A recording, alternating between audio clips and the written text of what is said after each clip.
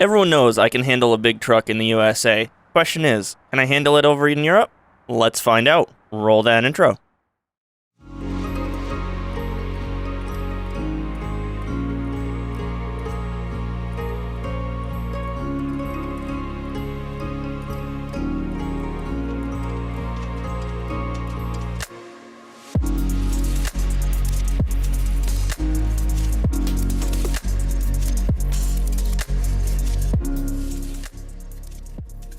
Alright, haulers. Hello and welcome back to Euro Truck Simulator 2. So, you'll notice we are in something a little different today. We are in Viper 2's Peterbilt 389 custom build. It's meant to be very similar to... My cat just broke something. Jesus Christ, I don't know if you guys heard that. He just came flying in and then took off. So much for that. But this is meant to kind of mirror what I drive over in the US when I'm in American Truck Sim. And the reason it's mirroring that is because I wanted to see if I can still handle it. And when I say still, so obviously in the beginning of the video I did mention like, oh, can I handle it? Well, so this is actually not my first time doing this. Back in the day, before we even had American Truck Sim, I spent many hours driving really stretched lawn trucks, American trucks, because we didn't have the... whoop. Let me just turn my wipers on. Apparently I can't handle it. Let me get out here on the road. Jeez. My brain just completely shut down there. Find the shifter. There it is. Oh, I'm hitting curbs. Oh, this is falling apart. Alright, we're good now. That was the snap there. I had to remember the size of this thing. Now, the reason I'm all thrown off is because I was actually supposed to start this episode stopped. I was supposed to start the truck up and get rolling. Part of that is I may or may not have forgotten to actually plug in my wheel, so like the USB part was plugged in, so it was detecting and steering, but there was no feedback. So yeah, oops on my part on that one. I don't like being in this lane. I gotta get over, but I can't see the guy beside me. Here we go, we should be okay. Nope, speed cameras. Gotta love the UK speed cameras. But yeah, like I was saying, this is not my first time actually driving this. I'll pull up some old pictures if I can find them. I'm one of those people where I kind of try and archive everything I can now. Like, to the point where if I really wanted to, I could go back and completely re-edit a lot of my old videos and repost them. I won't be, because there's stuff in them that, one, I don't want on the internet, people I don't deal with anymore, but also just, they're not good. Oh my god, my old videos are not good at all. But yeah, I hope everyone's staying safe out there. Obviously, as always, I'm not going to talk about current events in the world, but I will say this, they have impacted me in the sense that I am now, well, not bald. If you guys want to see that, you can come out to stream. I do use face cam on stream sometimes, not always. It was gone for quite a bit because I had to rearrange my setup. I think this guy's going to be nice and let me in. He is. But yeah, so I am now completely shaved head again. It's been a long time since I've been that way. I wanted to ask you guys, and this is in particular for a lot of the guys in the group, not anyone who's a female or other, what do you guys do for hairstyles? Are you like, do you care much at all or anything like that? Because I know this, like, for a long time for me, what I always did was I've always been a dude, like, I always had a high and tight. That was my haircut because it was simple, it was clean, it was something that worked for what I needed for when I was on the fire department. I didn't have to worry about helmet hair, nothing like that. I was also, like, when I was younger, I was very much always on a BMX bike. I was always doing stuff like that. So I didn't want to have long hair, and I didn't really want to put the time and effort into actually, you know, styling it or doing anything like that with it. But recently, over the last couple of years, I've really put a little more effort into kind of looking how I want to look and styling stuff. And man, it's like, props to you ladies out there, or anyone that wears makeup, really. That, I don't know, like, I'm very much of the opinion that most girls shouldn't wear wake up? Wow. That's what I need to do, is wake up. Shouldn't wear makeup. I think it's, there's nothing wrong with it, don't get me wrong, but I feel like people depend on it too much sometimes. I feel like there's a lot of girls that think they need it to look pretty, and they don't. But nevertheless, I need to look pretty, so I style my hair now. But yeah, I usually, like, I don't know. I don't do a lot. I do like comb over stuff like that. But what do you guys do for a haircut? Because I'm curious. I like at one point in time I had really long hair too, and I've been considering just randomly growing out my hair just to see what the reaction would be from everyone. But actually, speaking of hair, so if you haven't seen it already, I do have a second channel. It's called Longhauler Live.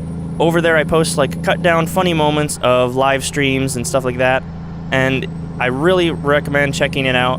But there's a little thing going on right now. There's two. If we hit 1,000 subs on this channel by July, it'll be the end of July, I'm going to be playing some Finding Bigfoot. All you guys know I'm not a horror games guy, so I'll be crapping my pants the whole time if I end up doing it, which is the entertainment factor, if you will. But it has come down to if we hit it on my Longhauler Live channel, which is only at a few subscribers now, but if we happen to manage to hit it, I'm going to dye my hair pink. So if you want to see me with pink hair, then go get subscribing to it. But otherwise, definitely check it out if you're looking for a laugh and you enjoy the trucking content, because you'll find that there. I just really enjoy cutting up funny moments and stuff like that, so there's definitely more coming. Problem is I'm trying to put a little more effort into this next one and make sure it's like of quality. There's a lot of clips that I want to post that I don't, so I might end up doing a little bit of a, like Smitty. If you guys know Smitty, he does like expired milk, which is his series for random leftover unused clips. I might do that too. Obviously. Whoa, buddy, what are you doing? But nevertheless, definitely check that out. And yeah, and like I said, check me out on Twitch, twitch.tv/longhaulergmg. Gotta get that plug. We've been busy. I don't know why, but I've been in a trucking mood this week. I've been doing a lot of trucking. We've been crossing back and forth over the West Coast. I'm currently working on trying to get my achievements done before Idaho drops. We don't know when it's coming out, but I have yet in these games to actually complete my achievements to basically get ahead for the next DLC. Right now, I think what I've got mostly is like special transport and stuff like that. I want to know, are you guys like, do you like accomplishing achievements? Are you like that? Because there's very much like a divide there where, like, I personally like going for achievements. I'm not going to be heartbroken if I don't get them, but it feels nice to me to complete a game. That's when a game actually feels complete. You could play through a storyline and not have any achievements done, and it doesn't feel complete to me. So I want to know what you guys' thoughts are on that. Like, what does it take for you guys to feel like you've completed a game? Do you have to complete all the achievements or anything like that? But yeah, definitely let me know in the comments below. I'm curious to hear this stuff because I've had a lot of questions come up recently. Recently? Wow, that's a dangerous term. Oh man, brain no function, no good. It has been a rough week. I think my brain's broken. If you guys haven't already, joined the Discord, but the reason I say that is our Discord has been a party the last few weeks. It's been a lot of fun, just absolute shenanigans going on, and I need to bleach my Discord server. It's bad. It's so bad it's got me stuttering. But yeah, oh well, that is what it is. Well, I have another question for you guys. How's the weather in your area? Because my goodness, has it been strange here for the last few weeks. Obviously, when I'm recording this, it is in April. It is going to be towards the end of April, and that is because I've actually tried to record this once already, and I kept having a game crash. So if we get to finish this trip, we'll find out. I didn't get to when I tried this before. But it has been very interesting. Obviously, there's been a lot of severe weather going on. We've had tornadoes in the U.S., not where I'm at, thankfully. I'm glad I live in the Northeast. We don't really get tornadoes here. But there have been some really nasty ones down south. So if you're down there, I hope you guys are staying safe. And I gotta say, some of those were pretty scary looking when I saw those on the radar. Obviously, those that don't know, I follow weather pretty closely. Not as close as I used to. I used to be that guy everyone went to figure out what the weather was gonna be or like where storms were. I'm not that guy anymore. I just don't have time. I'd love to, but it's just I can't do it that much anymore. But yeah, there's been some really nasty storms. It's been really interesting up here in the Northeast as well. We ended up having a nor'easter well, actually it's only been like a week or two at the most. So mid-April nor'easter, we got a half a foot of snow up here, which was insane. Probably I think at this point I can safely say we're done with snow. We're starting to get up into the 60-degree weather during the day, so it's going to be really hard for it to get below 30 at night, which is nice. So that's freezing, obviously, so it'd be 0 for you. Well, 32 obviously would be 0 for you guys that don't speak American, if you will. But yeah, so far it's been good. I'm really enjoying the weather. Obviously not getting to see much of it with everything going on, but nevertheless, I'm just glad we're getting out of winter. We're getting to the point now where I'm gonna have to look at putting our ACs in, because it's getting toasty. I mean, it's nuts, because that's the one thing that's amazing about like having people that you know that are all over the world, because it makes me feel so thankful I live where I do, because I know people that are saying like, oh, it's 90 degrees where I'm at already. I couldn't survive in that. I would actually melt. I feel like I would lose my freaking mind. I just can't do that. I don't know. But yeah, what's the weather been like for you guys? Obviously, like I said. Oh, actually, one interesting thing. We actually had thunder snow. Ooh. Voice crack. Don't worry about that. We actually had thunder snow. I think it was in that nor'easter. I'm gonna move over and slow down here. Kind of a bad spot. I don't know why he didn't pull off on the, into the rest stop there, but that's okay. Let's see if we can get back over. Before I go any further, I want to give a massive shout out and a thank you to my Patreon supporters, WX Squint and Tan_man1. It really truly means a lot, makes a giant impact, allows me to keep going, and if you're interested at all in how you can support me above leaving a like, commenting, and subscribing, you can find a link to my Patreon in the description below.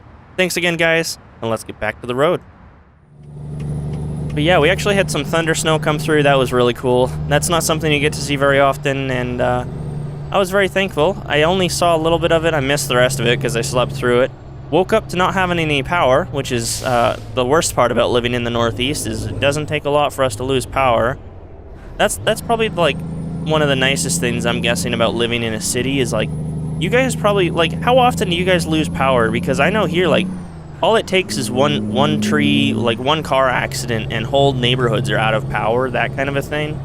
So I'm curious to see, like, I live in a city in Maine. So, like, that just goes to show. I think the area that I live in is one of the few spots on the edge of town that has, like, underground wiring, but it's all connected through on telephone poles. So, I don't know. But yeah, I wonder what that's like for you guys. Do you ever lose power or anything like that? I'm sure it would be pretty scary if you did in a city. Everyone probably would lose their freaking minds. Like, oh, blackout, uh-oh. That's the one nice thing about living here is there's no panic. You lose power, you lose power. You've probably got a generator. At the very least, you can go out and start a fire. That's actually, in the winter too, I can't tell you, like, growing up, anytime we lost power, the first thing that we did was we probably, like, if it was winter time, you'd take everything out of the fridge and go put it out in the snow. Because it was always cold enough. It would stay fresh the whole way through. We'd be fine. It was a very, very weird thing that I think about now. It's like, a lot of people probably haven't actually experienced that. I'm sure a fair bit have, and if you have, let me know. Like, what's your weirdest experience? One thing that's interesting is my family, we actually have, like, all of the houses that we've lived in have always been really old. The house I grew up in was 150 years old. Fun fact about that house, there was a stump in the front yard, and when we were digging it up and getting it out, I actually discovered that there was a horseshoe around one of the roots. And I guess that must have been some old tradition for good luck for the tree when you were planting trees back in the day or something like that. I don't know. I never fully found out. Have any of you guys ever heard of that before? Because I saw that and I was like, what? But that was interesting to me that I found that. And I'm sad because I don't have the horseshoe anymore. I don't know where it went. I've moved many, many times since. So I don't have a lot of the stuff I used to, which is kind of sad. But that was very cool. But yeah, like the house that I grew up in, it was very, very weird. Used to be a dance hall. I think it was... Oh, there's all kinds of stuff. Like there's a lot of really old, like, black and white pictures from way, way back in the day, and the whole town looks completely different than it used to. It's really interesting. Do you guys, like, honestly, if you ever want to just experience something really strange, go down, like, if you have a historical society or something, go down and ask, like, or you may not even have to ask. A lot of them have them on display. See what the old pictures of your town look like, because you never know like what you'll discover. A lot of these places have a lot of really cool history, and it's just like, it's amazing. But back to the putting stuff in the snow relating to old houses. I actually never knew. I learned this obviously a few years back. It's been quite a while that I've known this. But one of the houses that used to be... Ooh, that's voice crack number 2. Let's see how many we can get this whole... I almost said stream. I'm not streaming. This whole video. But it had a cellar for storing cold foods, which I thought was interesting. Like, that's how they used to do it. They used to just dig a hole under the house and put it in that. So that's a really interesting little thing. And I gotta say, I'm very thankful that I've grown up kind of being aware of all the older stuff and having that appreciation. Like, obviously, we face challenges nowadays that people didn't face before, but I'm very thankful that I'm facing these challenges with access to things like technology and stuff like that. I'm also very grateful for the fact that I grew up playing in the dirt. I grew up outside. I grew up doing that kind of things. It was like, our house was the house in the neighborhood that everyone came over to, and we'd run around and do stupid stuff and have a great time. This guy just picked up speed. Holy crap. He is hauling butt. Trying to get past him, and he won't slow down at all. But I'm definitely thankful that that was my experience growing up, and I don't think I would change it for anything. But I wonder what it's like now growing up. I feel like there's a lot more pressure now than there was when I was younger. That's the thing, like, when I grew up, I'm still not an adult. Everyone says I'm 12 going on 35, which, yeah, that makes sense. I have the sense of humor of a 12-year-old, I guess. But, like, how do I explain this? I'm trying to find the words to explain this. I feel like there's probably a lot more pressure now because everything is public. You know, back in the day when I was younger, I sound like a boomer. Uh-oh.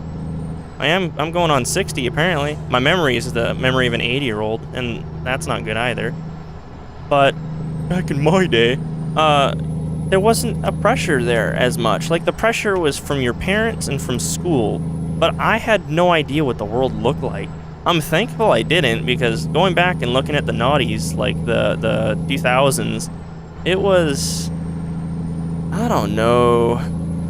Like, it's not a good time, especially here in the US. Like, it was a few really rough years, and like, I obviously, like, I saw the news, but news is now like a 24-hour thing. It wasn't really that bad when I was younger. I didn't see it 24 hours a day. I didn't have the ability to, because I was, you know, obviously bedtime and stuff like that when you're younger.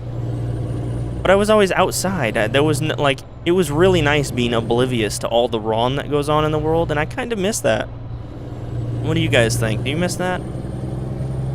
Do you think social media kind of helps or hurts? I know this. I'm thankful for social media. I wouldn't be able to do what I'm doing right now without social media. Like, I'm very happy that I grew up in the golden age of YouTube. I don't think we're ever going to get back to what YouTube was, which is kind of heartbreaking.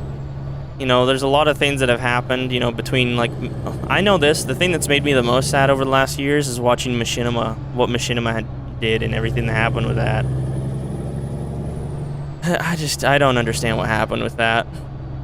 Just absolute mess.